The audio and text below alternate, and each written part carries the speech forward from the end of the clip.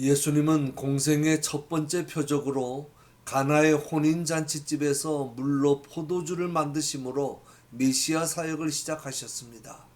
표적이라고 하는 것은 택한 백성에 대한 하나님의 구속 의지를 사건을 통해 보여주는 것입니다. 예를 들면 노아에게 보여주셨던 무지개, 할례, 유월절 어린 양의 피, 신약에서는 예수님의 죽음과 부활 같은 것이 바로 하나님의 구속 의지를 보여주는 대표적인 표적들입니다. 하나님께서 이러한 표적을 보여주시는 목적은 두 가지라고 말씀합니다. 예수께서 이 처음 표적을 갈릴리 가나에서 행하여 그 영광을 나타내심에 제자들이 그를 믿으니라. 하나님의 영광을 나타내기 위한 목적과 예수님께서 하나님의 아들이심을 믿게 하려는 목적이라는 것입니다. 그러므로 모든 표적은 겉으로 나타난 사건 자체만 보면 안 되고 그 사건 속에 담겨진 의미를 보아야 하고 반드시 믿어야 합니다. 그렇지 않으면 말씀을 엉뚱하게 해석하게 되고 이해하게 됩니다.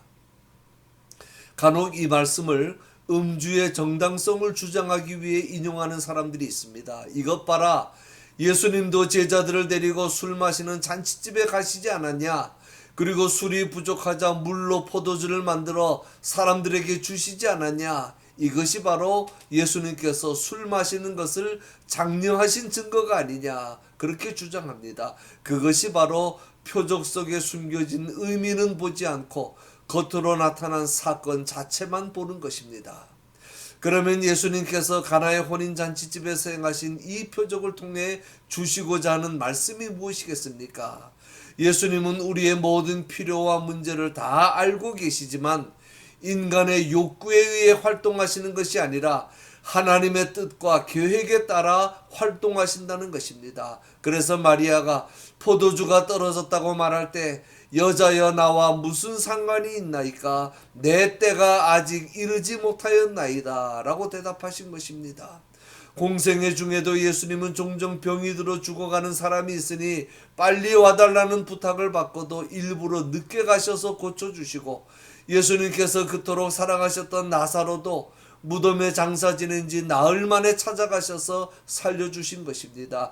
그래야 하나님이 영광을 받으시고 사람들이 믿음을 가질 수 있는 표적의 목적이 성취될 수 있기 때문입니다. 오늘날 많은 교인들이 잘못 생각하고 있는 것 중에 하나가 이것입니다. 내가 원하고 필요로 하는 때에 내 기도가 응답되고 내 문제가 해결되어야 한다고 생각합니다. 그래야 하나님이 나를 사랑하는 것이라고 생각합니다. 대단히 잘못된 생각입니다. 이스라엘 사람들의 식사에서, 특별히 잔치에서 포도주는 필수적인 음식입니다. 포도주가 없으면 더 이상 잔치를 못합니다. 잔치를 망치는 것입니다.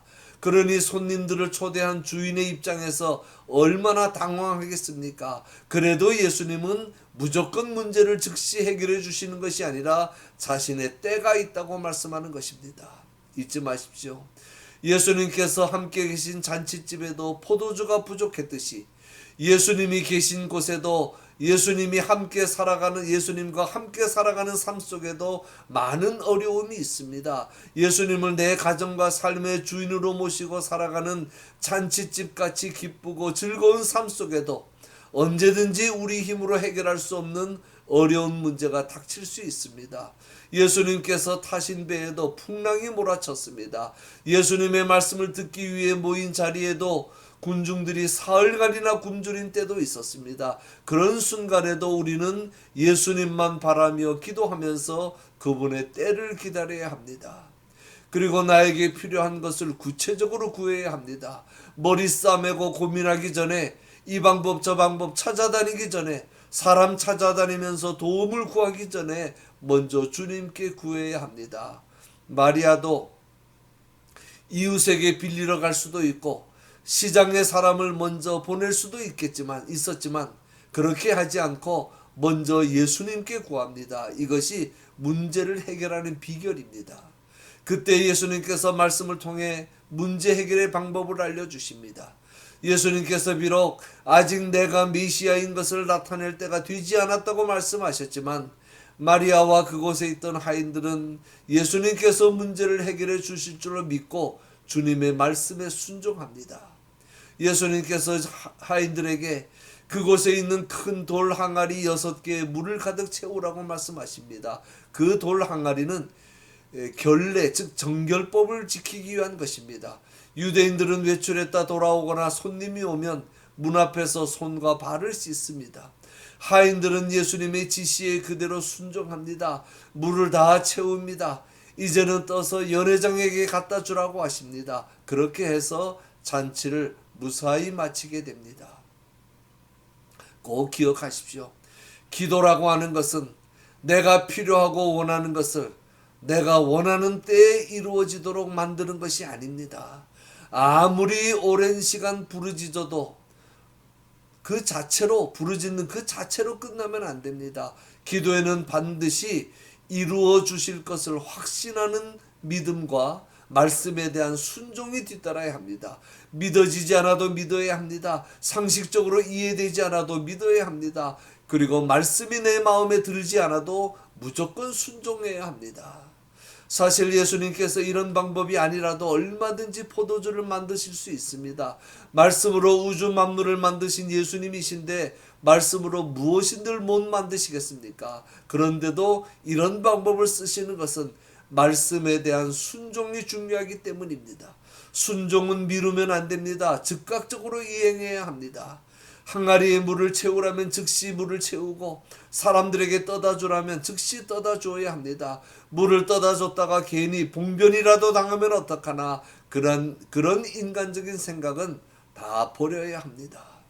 이렇게 기도하고 믿고 순종할 때 주시는 귀한 축복이 2가지가 있습니다. 하나는 구하고 기대했던 것보다 항상 더 좋은 것으로 주십니다. 하인이 떠다준 포도주를 마셔본 연회장은 깜짝 놀랍니다. 연회장은 음식 맛에 관한 전문가입니다. 맛을 보니 포도주의 맛이 너무 좋은 것입니다. 보통 잔치집에서는 포도주를 줄 때 처음에 좋은 것을 주고 사람들이 취해서 감각이 둔해지면 점점 나쁜 것을 줍니다. 이것이 보통 사람들의 방법입니다. 그런데 나중에 더 좋은 포도주가 나오니까 연회장과 모든 사람들이 놀라서 감탄을 하는 것입니다. 또 하나의 축복은 믿고 순종하는 사람만 기적을, 표적을 체험할 수 있습니다.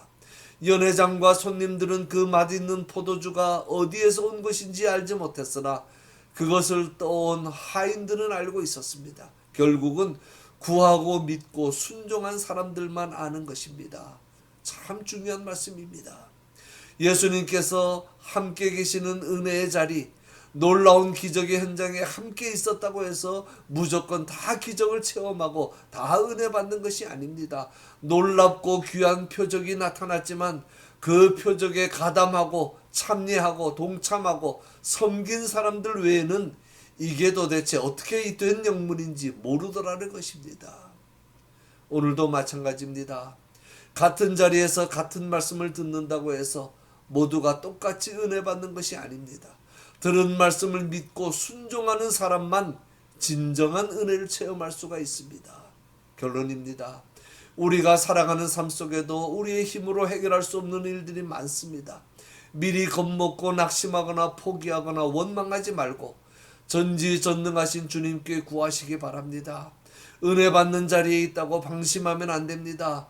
구경꾼이 되지 말고 은혜에 참여하는 자가 되어야 합니다. 은혜에 참여하는 자는 말씀에 순종합니다. 말씀에 순종하는 자가 진정 은혜 받은 자입니다. 그럴 때 내 모든 필요를 아시는 주님께서 다 채워주시고 내 모든 문제들을 다 해결해 주실 뿐만 아니라 맹물이 맛있는 포도주가 되듯이 나의 삶과 가정과 내가 하는 모든 일들이 극상품으로 변화되는 놀라운 은혜와 복을 허락해 주실 줄로 믿습니다.